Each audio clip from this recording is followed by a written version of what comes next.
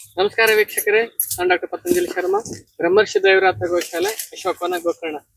ಇವತ್ತು ಗೋಮಾಳಕ್ಕೆ ಬಂದಿದ್ದೀವಿ. ನೀವು ನೋಡ್ಬೋದು ಎಲ್ಲ ಹಸುಗಳು ಆರಾಮಾಗಿ ಓಡಾಡ್ತಿದ್ದೀವಿ. ಮಲ್ನಾಡು ಗಿಡ್ಡ ಇದೆ, ಸ್ವರ್ಣ ಕಪಿಲ ಇದೆ. ನೋಡ್ಬೋದು ಸ್ವರ್ಣ ಕಲರ್ ಹೇಗೆ ಕಾಣಿಸ್ತಾ ಇದೆ ಅಂತ, ಗೋಲ್ಡನ್ ಕಲರ್. ಈ ಒಂದು ಆಕಳನ್ನ ಸ್ಪರ್ಶ ಮಾತ್ರದಿಂದ ಎಷ್ಟೋ ವ್ಯಾಧಿಗಳನ್ನ ನಾವು ವಾಸಿ ಮಾಡಬಹುದು ಅಂತ ಒಂದು ಅದ್ಭುತ ಗುಣ ಈ ಸ್ವರ್ಣ ಕಪಿಲದಲ್ಲಿ ಇದೆ. ಗೋಲ್ಡನ್ ಕಲರ್ ಇರುವಂತಹ ಒಂದು ಹಸುಗಳು. ಇದು ಗಿರ್ ಹಸು. ಇದಕ್ಕೆ ಲಿಲ್ಲಿಡಿ ಅಂತ ಹೇಳ್ತಾರೆ. ಅಂದ್ರೆ ಕಾಲುಗಳು ಕಪ್ಪಿರುತ್ತೆ ಹಾಗೂ ಕೆಚ್ಚಲು ಕೂಡ ಕಪ್ಪು ಬಣ್ಣದಲ್ಲಿ ಇರುತ್ತೆ. ಇದಕ್ಕೆ ನಾವು ಲಿಲ್ಲಿಡಿ ಅಂತ ಹೇಳ್ತೀವಿ. ಹಾಗೆ ಈ ಕಡೆಗಿದೆ ಎಲ್ಲ ಗಿರ್ ಇದೆ, ಕೃಷ್ಣ ಕಪಿಲ ಇದೆ, ಮಲ್ನಾಡ್ ಗಿಡ್ಡ ಇದೆ. ಇಲ್ಲಿ ಹಸುಗಳನ್ನ ಬರೀ ಮುಟ್ಟೋದ್ರಿಂದ, ಏನ್ ಕೌ ಕಡ್ಲಿಂಗ್ ಥೆರಪಿ ಅಂತ ಹೇಳ್ತೇವೆ, ಎಷ್ಟು ಮುಟ್ಟೋದ್ರಿಂದ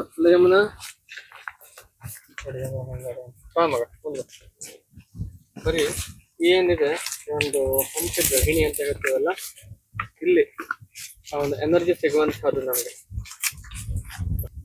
ಇಂಥ ಒಂದು ಬಿಟ್ಟಿ ಮೆನ್ಕಂಡು ಬರುವಂತ ಹಸುಗಳ ಪಂಚಗವ್ಯ ತಯಾರಿಯಿಂದ ಕ್ಯಾನ್ಸರ್ ಅಂತ ಮಹಾಮಾರಿಯನ್ನು ಕೂಡ ವಾಸಿ ಮಾಡಬಹುದು ಅಂತ ಅದ್ಭುತ ಗುಣ ಇರುತ್ತೆ. ಬರೀ ಕಟ್ಟ ಸಾಕೋದ್ರಿಂದ ಹಸುಗಳಿಂದ ಔಷಧಿ ಗುಣಗಳು ಕಡಿಮೆ ಇರುತ್ತೆ. ಹೀಗೆ ಏನು ಬಿಟ್ಟು ಹಾಕ್ತೀವಲ್ಲ, ಇಂಥ ಒಂದು ಹಸುಗಳಿಂದ ಪಂಚಗವ್ಯವನ್ನು ತಯಾರಿ ಮಾಡಿದ್ರೆ ಆ ಒಂದು ಪಂಚಗವ್ಯದಲ್ಲಿ ಔಷಧಿ ಗುಣಗಳು ಹೆಚ್ಚಿಗೆ ಇರುತ್ತೆ.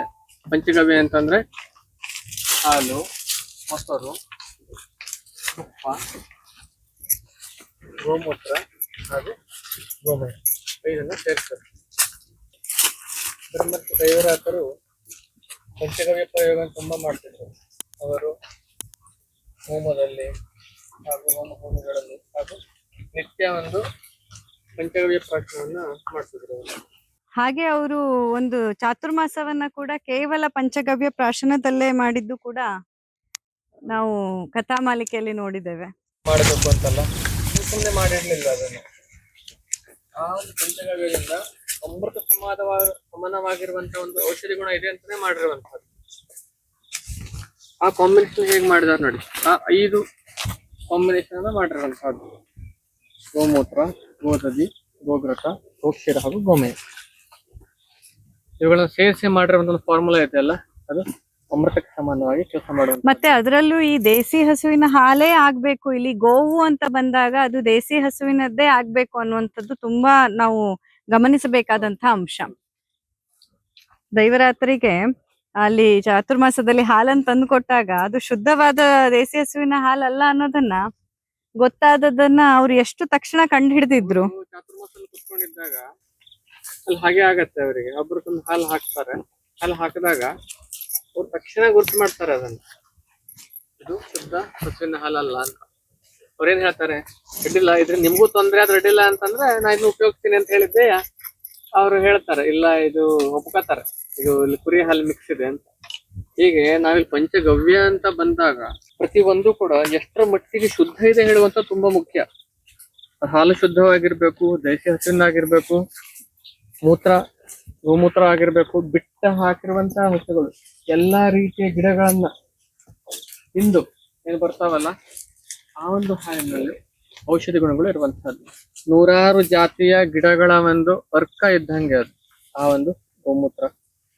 ಹಾಗೆ ಗೋಮಯ ಸಹಿತ ಅವೇನ್ ತಿಂದಿರ್ತವೆ ಎಲ್ಲ ಸರಿಯಾಗಿ ಜೀರ್ಣ, ನಾವೇನ್ ಪೇಸ್ಟ್ ಮಾಡ್ತೇವಲ್ಲ ಎಲ್ಲಾ ಗಿಡಗಳ ಹಾಕಿ, ಹಾಗೆ ಪೇಸ್ಟ್ ಮಾಡ್ದಂಗೆ ಆ ಗೋಮಯ ಬರುವಂತಹದ್ದು. ಹೌದು. ಮತ್ತೆ ಆ ಗೋಮಯದಲ್ಲಿ ಅವರ ದೇಹದಲ್ಲಿ ರಿಲೀಸ್ ಆಗುವಂತಹ ಎನ್ಸೈಮ್ಸ್ ಗಳೇನಿದೆ, ಡೈಜೆಸ್ಟಿವ್ ಎನ್ಸೈಮ್ಸ್ ಗಳು ಅದ್ರ ಜೊತೆ ಸೇರೋದ್ರಿಂದ ಅದು ನಮ್ಮ ದೇಹದಲ್ಲಿನ ಬ್ಯಾಕ್ಟೀರಿಯಾ ಅಂತೆಲ್ಲ ಕರೆಕ್ಟ್.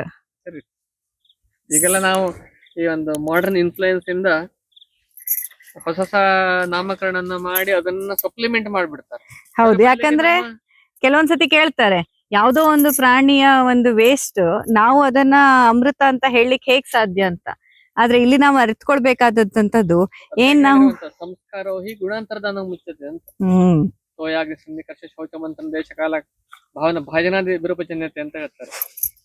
ಹೀಗೆ ಆ ಹಸುವಿನ ದೇಹದಲ್ಲಿ ಅದು ಜೀರ್ಣಕ್ರಿಯೆ ಪ್ರಕ್ರಿಯೆಯನ್ನ ದಾಟಿ ಬಂದಂತದ್ದೇನಿದೆ, ಮತ್ತೆ ಹಸುವಿನ ದೇಹದ ತಾಪಮಾನದಲ್ಲಿ ಆ ಔಷಧೀಯ ಸಸ್ಯ ಒಂದು ಹೇಗೆ ಈಗ ಆ ಒಂದು ಎನ್ವಿರಾನ್ಮೆಂಟ್ ಅಲ್ಲಿ, ಅದರ ಗಟ್ ಎನ್ವಿರಾನ್ಮೆಂಟ್ ಅಲ್ಲಿ ಅದಕ್ಕೆ ಸಿಗುವಂತ ಸಂಸ್ಕಾರ ಇದೆಯಲ್ಲ, ಅದು ನಮ್ಮ ದೇಹದ ದೋಷಗಳನ್ನ ನಿವಾರಣೆ ಮಾಡುವಲ್ಲಿ, ಟಾಕ್ಸಿನ್ಸ್ ಗಳನ್ನ ರಿಮೂವ್ ಮಾಡುವಲ್ಲಿ ಸಹಕಾರಿಯಾಗತ್ತೆ ಅಂತ.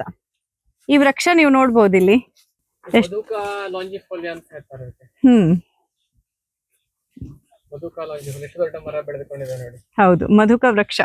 ನಾವು ಇದನ್ನ ಔಷಧಿ ತಯಾರಿಕೆಯಲ್ಲಿ ಅಸಾದೃಷ್ಟ ಕಲ್ಪನೆಯಲ್ಲಿ ಮಧುಕ ಪುಷ್ಪವನ್ನ ಯೂಸ್ ಮಾಡ್ತೀವಿ. ನೋಡಿ ಅಲ್ಲಿ ಕಾಲ್ ಎತ್ತಿ ಫೈಟಿಂಗ್ ಮಾಡ್ತಾ ಇದ್ದಾರೆ.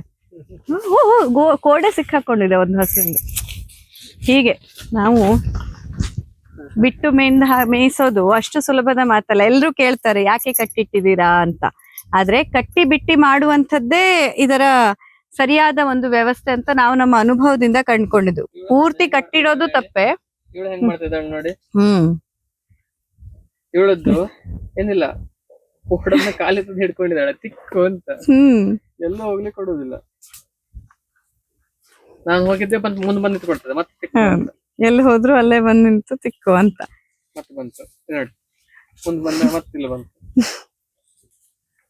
ಹೀಗೆ ಈ ರೀತಿಯಾದಂತಹ ಸಭ್ಯ ಗುಣ ಅವರಲ್ಲಿ ಇರುತ್ತೆ. ಆದ್ರೆ ಹಾಗೆ ಅವ್ರವರಲ್ಲಿ ಪುಂಡಾಟಕತೆನೂ ಅವು ಮಾಡ್ಕೊಳತ್ತೆ. ಹೌದು. ಸೊ ಪೂರ್ತಿಯಾಗಿ ಕಟ್ಟಿಡೋದು ಆಗಲ್ಲ, ಪೂರ್ತಿಯಾಗಿ ಬಿಟ್ಟಿಡೋದು ಆಗಲ್ಲ. ಎರಡರ ನಡುವಿನ ಒಂದು ಸಮತೋಲನದಿಂದಾಗಿ ಒಂದು ಒಳ್ಳೆ ರೀತಿಯಲ್ಲಿ ನಾವು ಗೋವುಗಳ ಸಾಕಣೆಯನ್ನ ಮಾಡಬಹುದು.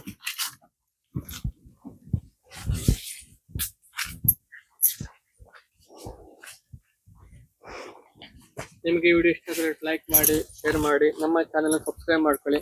ಆವಾಗ ನಾವು ಮುಂದೆ ಹಾಕ್ತಾರಂತ ಎಲ್ಲ ವಿಡಿಯೋದ ನೋಟಿಫಿಕೇಶನ್ ನಿಮಗೆ ಸಿಗ್ತಾ ಹೋಗ್ತದೆ. ಹೌದು. ಹಾಗೇನೆ ಈ ಒಂದು ಗೋಶಾಲೆಯ ಚಾನೆಲ್ ಅನ್ನ ವಿಶೇಷವಾಗಿ ಗೋವುಗಳ ಸಂಬಂಧಿ ವಿಡಿಯೋವನ್ನ ಅಪ್ಲೋಡ್ ಮಾಡ್ಲಿಕ್ಕೆ ಅಂತಾನೆ ಹಾಕಿದ್ದು. ಗೋವುಗಳ ಸಂಬಂಧಿ ಮಾಹಿತಿಯನ್ನ ಹಂಚ್ಕೊಳ್ಳಿಕ್ಕೆ ಅಂತಾನೆ ನಾವು ಹಾಕಿದ್ದು. ನಿಮ್ಗೆ ಕೂಡ ಗೋವಿಗೆ ಸಂಬಂಧಪಟ್ಟಂತೆ ಇನ್ನೇನಾದ್ರೂ ಮಾಹಿತಿ ಬೇಕಿದ್ದಲ್ಲಿ, ಇನ್ನೇನಾದ್ರೂ ಗೋವುಗಳಿಗೆ ಸಂಬಂಧಪಟ್ಟಂತೆ ನಿಮ್ಗೆ ಪ್ರಶ್ನೆಗಳಿದ್ದಲ್ಲಿ ದಯವಿಟ್ಟು ನೀವು ಕಮೆಂಟ್ ಅಲ್ಲಿ ಆ ಪ್ರಶ್ನೆಯನ್ನ ಕೇಳಬಹುದು. ಮುಂಬರುವಂತಹ ದಿನಗಳಲ್ಲಿ ಅದರ ಉತ್ತರವನ್ನ ಕೂಡ ವಿಡಿಯೋ ರೂಪದಲ್ಲಿ ನಾವು ನಿಮಗೆ ನೀಡುತ್ತೇವೆ. ನಮಸ್ತೆ.